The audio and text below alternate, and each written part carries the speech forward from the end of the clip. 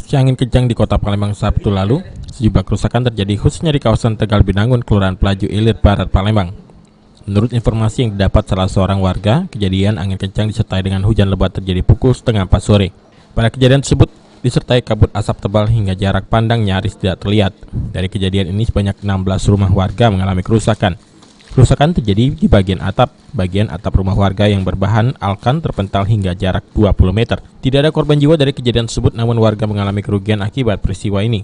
Ketua RT 29 Kelurahan Pelaju Darat Suparno mengharapkan pemerintah memberikan sedikit bantuan kepada warga untuk pembenahan rumah karena warga dominan hanya bekerja sebagai buruh bangunan.